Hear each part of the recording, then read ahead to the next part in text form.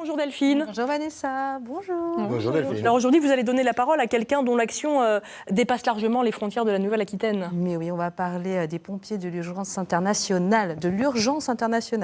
C'est mardi matin. C'est comme ça les mardis. Et avec nous par téléphone, Philippe Besson. Bonjour Philippe. Bonjour. Bonjour, alors Bonjour, vous êtes le président et le fondateur de cette organisation, les pompiers de l'urgence internationale. Alors évidemment, on a pensé à vous alors qu'il se passe quand même, la situation est dramatique en Australie après les incendies, des inondations sans précédent. Philippe, vous avez proposé vos services ? Oui, dès qu'on a eu connaissance de ce qui se passait en Australie, on a proposé nos services.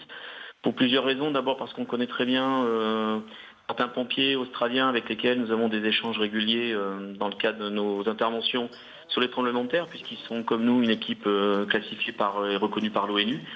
Donc on les a contactés immédiatement pour leur proposer de l'aide. Bon, dans un premier temps, ils nous ont dit qu'ils maîtrisaient la situation, et puis rapidement on a vu que c'était pas tout à fait le cas.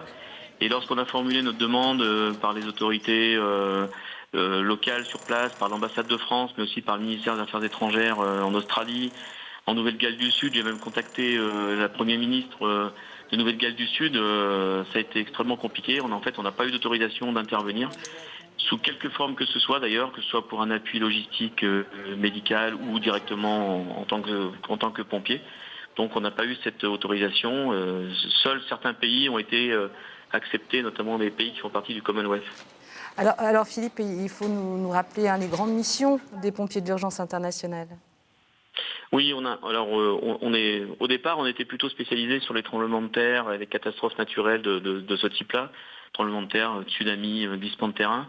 Donc depuis 2004, on a participé à plus de 250 missions en urgence, comme dans le domaine de la formation, du développement pour des pays qui ont besoin d'aide dans le domaine de la sécurité civile ou de la protection civile. Et puis depuis quelques années, on voit apparaître de plus en plus de catastrophes qui sont liées au climat. Donc on intervient assez régulièrement maintenant, tous les ans, pour des cyclones, des typhons, des inondations, voire même des éruptions volcaniques maintenant, pour porter secours. Et on voit qu'il y a quand même une modification de la nature de nos missions. Eh bien, merci beaucoup, Philippe, d'avoir été avec nous ce matin. Ça passe très vite. Merci beaucoup, bravo. Merci. Bravo pour tout ce que vous faites, bravo à vos équipes.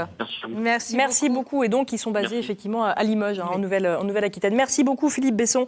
Si vous aussi, vous avez envie de prendre la parole ici même avec Delphine et puis nous tous, n'hésitez pas à nous contacter au 0805 383 383.